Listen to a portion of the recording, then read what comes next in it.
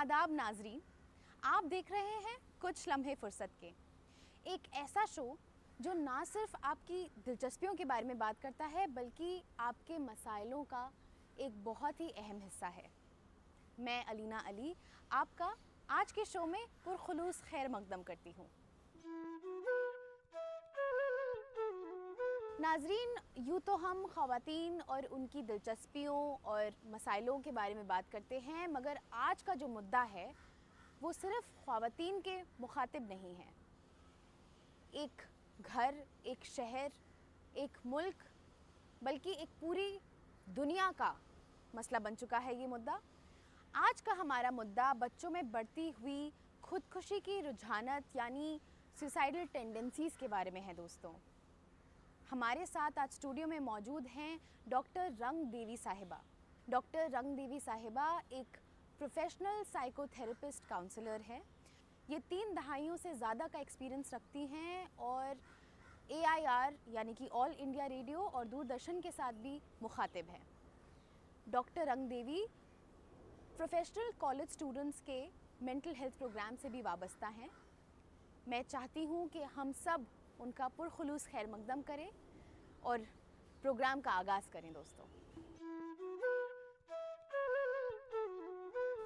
हर माँ बाप चाहते हैं कि उनका बच्चा खुश रहे, कामयाब रहे, आबाद रहे, लेकिन बच्चे अपने मासूमियत के पीछे कई ऐसी मुसीबतें छुपा देते हैं जिनका पता नहीं लग पाता। डॉक्टर रंग देवी साहिबा, आपका बहुत बहुत बहुत खुशामदीद हमारे शो में। शुक्रिया लीना, शुक्रिया। मैम, बच्चों में बढ़ती हुई सुसाइडल टेंडेंसी जो है, इसका सबसे बड़ा और प्राइम रीज़न क्या है? अलीना, ये टॉपिक जो है सुसाइडल बहुत एक अहम टॉपिक है आज के ज़माने का, आज के दौर का, कि बच्चों में बढ़ते हुए suicidal tendency, suicides attempts and after उसके जो इफ़ेक्ट्स देखने में आ रहे हैं। अगर रीज़न की हम बात करते हैं तो बहुत सारे रीज़न्स इसके हो सकते हैं। एक इंस्टेंट रीज़न भी होता है सुसाइड का, और कई बार लॉन्ग टर्म कोई प्रॉब्लम इंसान के अंदर चल रही होती है जिसकी वजह से वो सुसाइड तक पहुंच जाता है। तो अगर इस पे अभी हम डिटेल में बात करते हैं, अगर स्टूडेंट के दौर की बात करें तो ये बहुत ज़्यादा तेज़ी से बढ़ रहा है। तो मैम, जैसे हर बच्चे में एक अलग बात होती है, तो क्या लड़के और लड़कियों के भी मेंटल हेल्थ पे कुछ डिफरेंस है? और ये कैसे जाना जा सकता है, इसमें क्या क्या बातें आती हैं? हाँ, नहीं, अगर देखा जाए अलीना, मेंटल हेल्थ अगर बच्चों की है तो वो एक तरह की ही होती है। मेंटल स्टेट जिसको कि हम मानसिक स्तर कहते हैं, वो स्थिति कई बार लड़के लड़कियों की सेम हो सकती है, लेकिन हमारी जो सोसाइटी है उसको एक अलग तरीके से आंकती है, उसको अलग तरीके से पहचानती है। कि अक्सर आपने देखा होगा कि पेरेंट्स भी ऐसा कहते पाए गए हैं, या बाहर भी बच्चे लड़के इस तरह का फेस करते हैं कि जो हमारे मेल चाइल्ड हैं उनके लिए अक्सर कहा जाता है कि छोटी छोटी बातों में तुम क्या रोने लगे, लड़के कहीं क्या रोते हैं। अक्सर लड़कियां अगर अपने प्रॉब्लम को एक्सप्रेस करती हैं तो उसको आसानी से सुना जाता है या उसको लेके कोई टैबू नहीं है। लेकिन अगर बॉयज़, अगर जो है मेल चाइल्ड है, उस पर बात ज़्यादा करें, पुरुष जो है, तो उस पर एक मजाक का वो मुद्दा बनने लगता है। तो यहाँ पर एक प्रॉब्लम आती है कि लड़के अपनी बात को ज़्यादा रिप्रेस करने लगते हैं और वो कम एक्सप्रेसिव हो पाते हैं, जबकि जहन में समस्याएं एकतर होती हैं, बराबर होती हैं, इक्वल होती हैं। तो मैम, जैसे आपने बोला कि स्टूडेंट्स में बहुत सुसाइडल टेंडेंसीज बढ़ रही हैं, तो क्या एकेडमिक प्रेशर जो उनके ऊपर एक परफॉर्म करने का प्रेशर है, माँ बाप भी प्रेशर डालते हैं, क्या वो भी एक रीज़न है? और एक एक्सपर्ट का एडवाइस करना या एक एक्सपर्ट के पास जाना कितना इम्पोर्टेंट है ऐसे सिनेरियो में? जी हाँ अलीना, बिल्कुल बच्चों के ऊपर बहुत प्रेशर है। और अगर हम सुसाइड की बात करें तो ये एक वो हालात हैं ज़िंदगी के जो बिल्कुल लास्ट स्टेज है। और सुसाइड तो जब कोई ऑप्शन नहीं बचा तो लोग अपनी ज़िंदगी को ख़त्म करने की बात करते हैं, या ऐसा उनके साथ हो जाता है। तो बिल्कुल अगर स्टूडेंट की बात हम करते हैं तो उनके ऊपर एकेडमिक प्रेशर भी है, फैमिली का प्रेशर भी है, पीयर प्रेशर है, साथ में आजकल जो इंटरनेट का टाइम है उसमें डिफरेंट टाइप ऑफ प्रेशर आजकल के लोग और बच्चे फेस कर रहे हैं। जैसे अगर हम बात करते हैं कि इंटरनेट में काफ़ी सारी चीज़ें हैं, फेसबुक है, इंस्टाग्राम है और भी कई ऐप्स हैं, तो बच्चे उसमें कॉम्पिटिटिव बहुत ज़्यादा हैं कि हमारे कितने लाइक्स हैं या हमारी कितने लोग हमें पसंद कर रहे हैं, कितने लोगों ने हमें सीन और अनसीन किया। यानी कि छोटी छोटी बातों पर बच्चे अपनी ज़िंदगी को ख़त्म करने की बात कर रहे हैं और ऐसे हादसे दिन पर दिन बढ़ते जा रहे हैं। तो डॉक्टर साहिबा, ऐसी इन प्रॉब्लम्स को डील करने के लिए एक प्रोफेशनल हेल्प कितनी ज़रूरी है, और क्या माँ बाप घर पे प्यार दे करके, इनकरेज करके भी इससे डील कर सकते हैं, कि सिर्फ एक प्रोफेशनल हेल्प ही काम आती है? जी हाँ एलिना, बिल्कुल।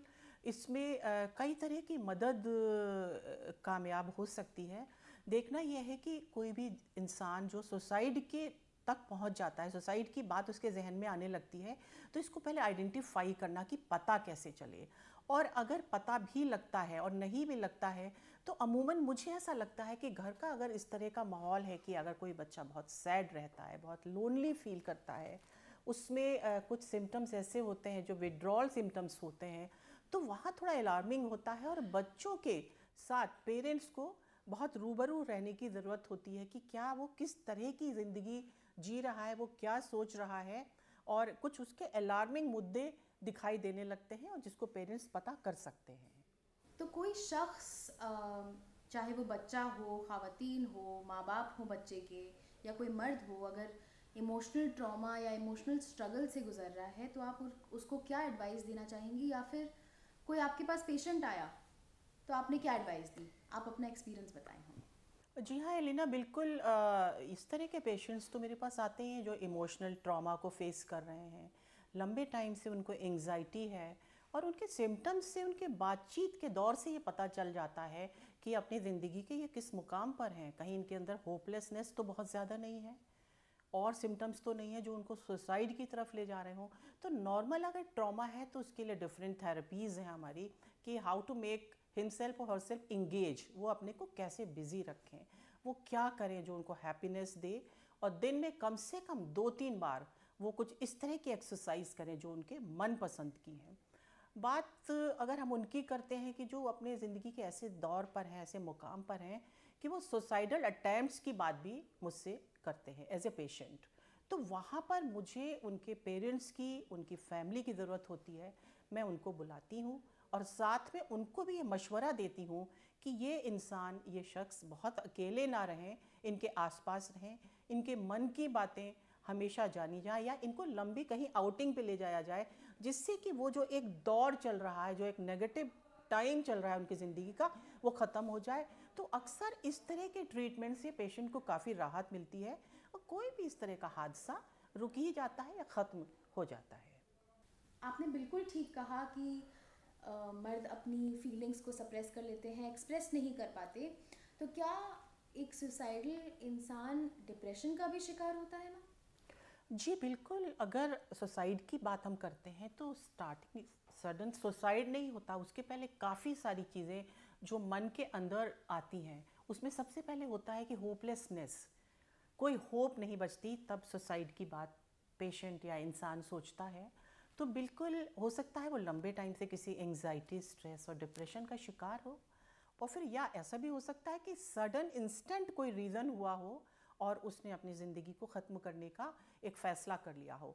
तो डिप्रेशन तो दोनों ही स्थिति में एक, जिसे कहते हैं मानसिक एक तनाव और गहरी चिंता इंसान के अंदर ज़रूर होती है। सुसाइड कोई हंसने खेलने वाली बात नहीं है कि जो अचानक हो जाए। उसके पीछे कोई ना कोई गहरा आघात और दुख होता है जिसमें इंसान ऐसी स्थिति को कर गुजरता है। जी, आपने अभी एक लफ्ज़ का इस्तेमाल किया जो कि ट्रिगर था। ये ट्रिगर क्या होता है, और किन किन तरीक़ों से इंसान ट्रिगर हो सकता है? मैं इस पे बात करना चाहूँगी आपसे। और देखिए, ट्रिगर सुसाइड की अगर हम बात कर रहे हैं तो वहाँ पर डेयरिंग एक ऐसा लफ्ज़ है कि अक्सर देखा गया है कि स्टूडेंट्स में, बच्चों में डेयरिंग एक कि मजाक मजाक में इस तरह की शर्तें भी लग जाती हैं कि तुम ऐसा करके दिखा ही नहीं सकते हो या तुम ऐसा नहीं कर सकते हो, तो बच्चे उस चीज़ को अंजाम देने के चक्कर में भी कई बार सुसाइड के शिकार हो जाते हैं। लेकिन अमूमन यही होता है कि उसके पीछे कोई गहरा रीज़न होता है। करियर उनका बहुत कामयाब नहीं होता, या फिर स्टूडेंट्स को कहीं कुछ ऐसी चीज़ों का सामना करना पड़ता है कि बहुत ज़्यादा प्रेशर हो और उनके मन मुताबिक करियर उनको चुनने को ना मिलता हो, वो मजबूरी में एक ऐसे करियर में फंस जाते हैं जिसमें उनका कहीं भी मन नहीं लगता, लेकिन पेरेंट्स का एक प्रेशर होता है जिसके कारण बच्चे उस करियर को मन और बेमन से पूरा करते हैं और उसमें उनको कहीं भी कोई सक्सेस या कोई इंटरेस्ट नहीं होता, और अक्सर बाद में लॉन्ग टर्म जाके उनकी ज़िंदगी ख़त्म होने के किस्से अक्सर सुनाई देते हैं। इससे पता चलता है कि इंसान को अपना करियर जो वो लॉन्ग टर्म सोच रहा है अपने लिए, वो अपने दिल से करना चाहिए। बिल्कुल।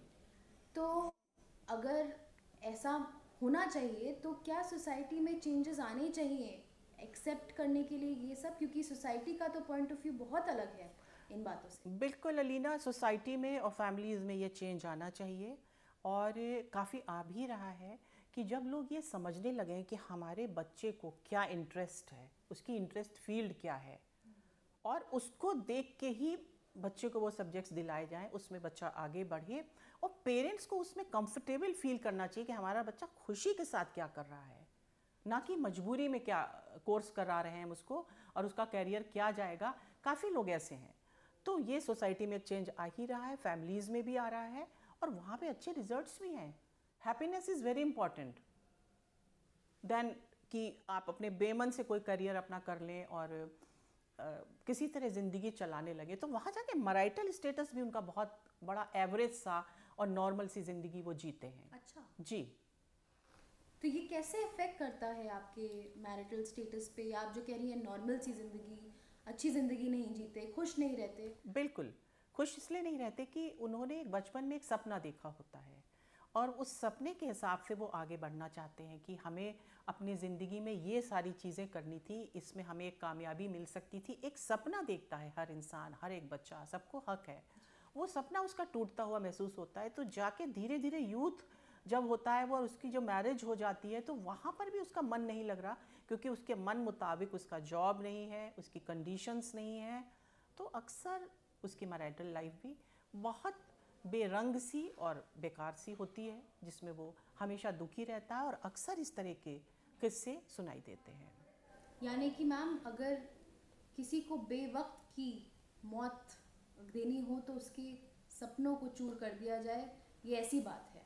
बिल्कुल, ये ऐसी ही बात है कि बेवक्त की मौत है ये, और उसके सपने चूर हो गए, और हो सकता है वही इंसान अपनी दूसरी अपनी पसंदीदा लाइन में अगर होता तो ज़िंदगी बहुत कामयाब होती और बहुत कुछ वो समाज के लिए भी कर सकता और अपने लिए भी कर सकता था, लेकिन अक्सर ऐसा नहीं हो पाता है। जी। डॉक्टर साहिबा, आपका सेल्फ हार्म के ऊपर क्या ओपिनियन है, क्या राय है?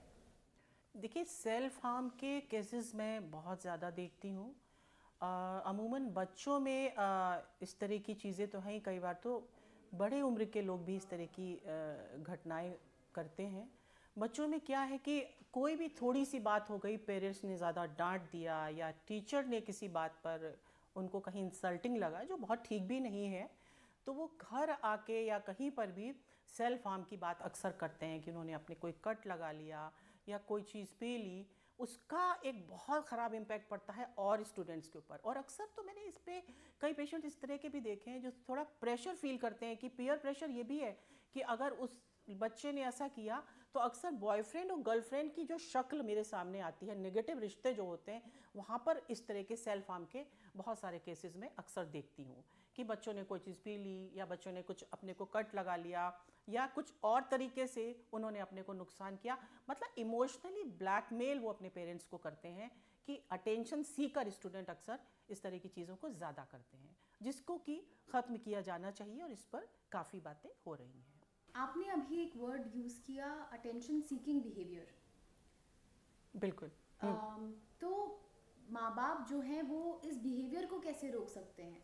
कैसे उनको आइडेंटिफाई करके बोल सकते हैं कि ये बंद करो, ये ना करो, ऐसे मत करो? देखिए अलीना, अटेंशन सीकिंग की अगर बात है तो उन फैमिलीज़ में अक्सर होता है कि जहाँ पेरेंट्स बहुत मसरूफ़ रहते हैं, अपने में बहुत बिजी रहते हैं, और बच्चे को मुताबिक अटेंशन नहीं मिल पाता है, तो बच्चा अटेंशन क्रिएट करने के लिए कुछ ना कुछ ऐसी घटना करता रहता है कि पेरेंट्स उस पर अटेंशन दें और उसकी तरफ आगे बढ़ें।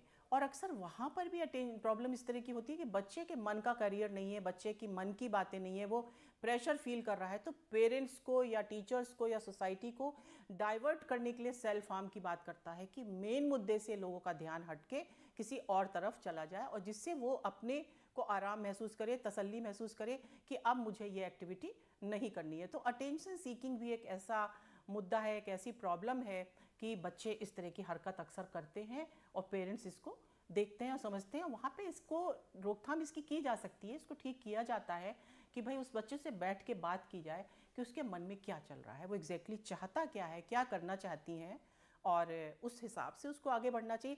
मुझे तो लगता है एक्सीलेंट के चक्कर में गुड और बेटर भी चला जाता है, तो इसलिए हमेशा एक्सीलेंट की ही बात नहीं होनी चाहिए, बल्कि मन मुताबिक और हैप्पीनेस के साथ बच्चा क्या करना चाहता है इसको ज़्यादा ध्यान देना चाहिए।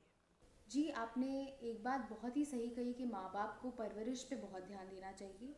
बच्चे की मेंटल हेल्थ उस पर बहुत डिपेंड करती है।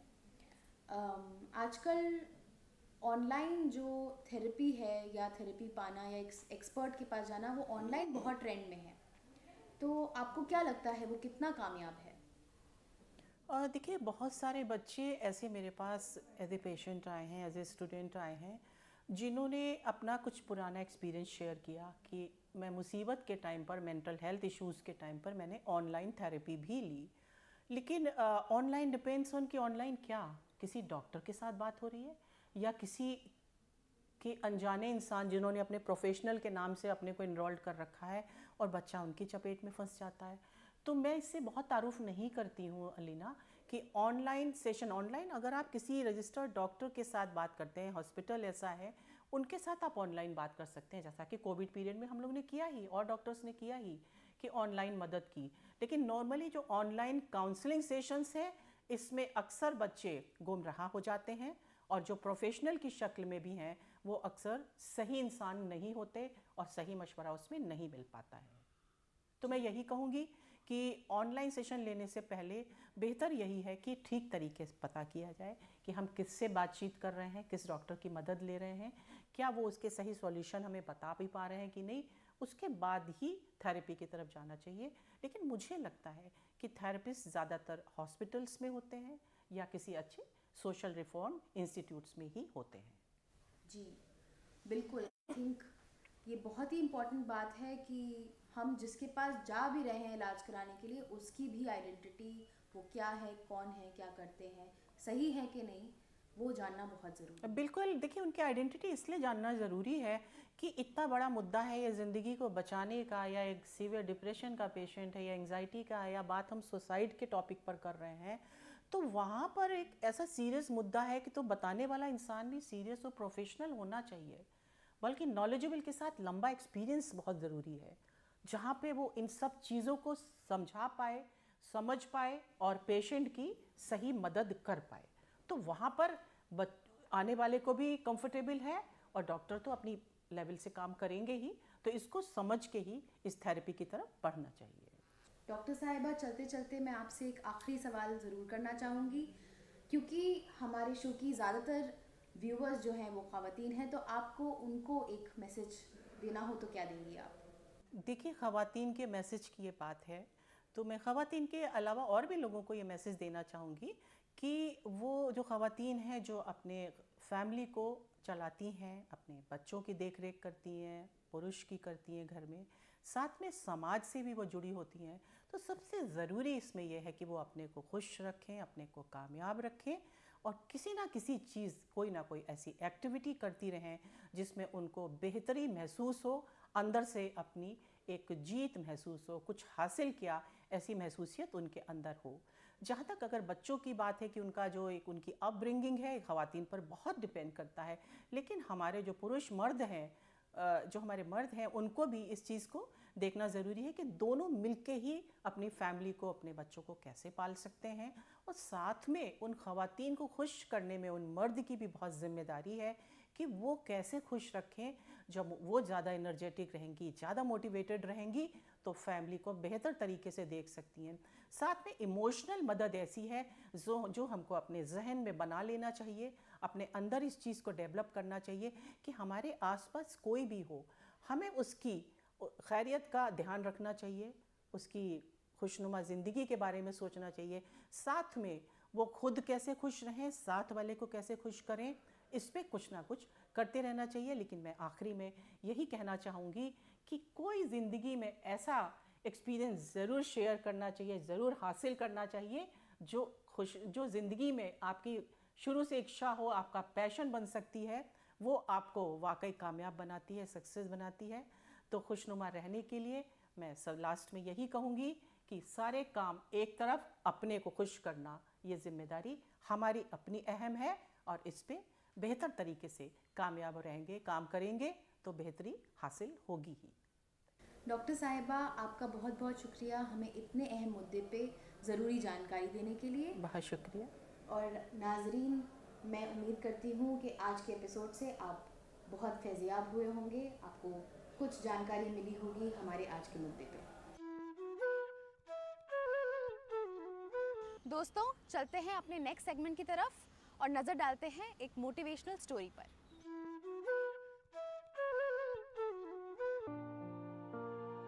ख्वाबों के चमन में सैर हमारा मुकद्दर है, हमें तो जुगनू है बनना रोशनी के लिए।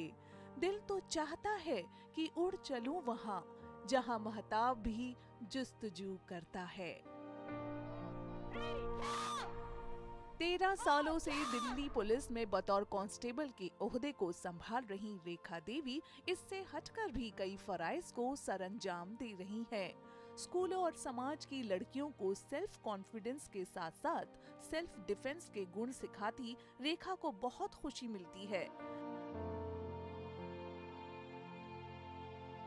रेखा को बचपन से ही हिंदुस्तानी फौज में अपने खिदमात देने का बहुत शौक था, लेकिन उनका सिलेक्शन फौज में नहीं हो पाया, जिसका मलाल उन्हें आज भी है।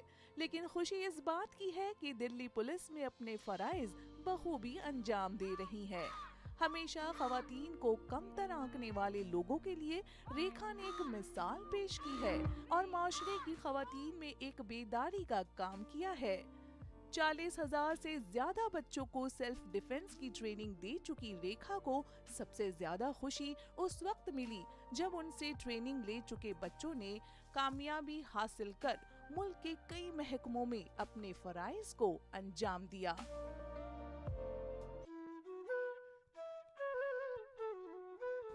यकीन मानिए दोस्तों, दादी नानी के नुस्खों में हमारी ज़िंदगी तब्दील करने की ताकत होती है।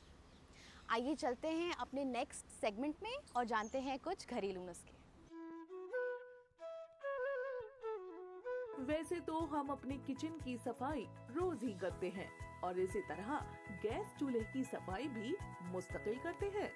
ऊपरी सफाई तो हो जाती है, लेकिन गैस के बर्नर अमूमन गंदे ही रह जाते हैं और वक्त के साथ साथ काले भी पड़ने लगते हैं।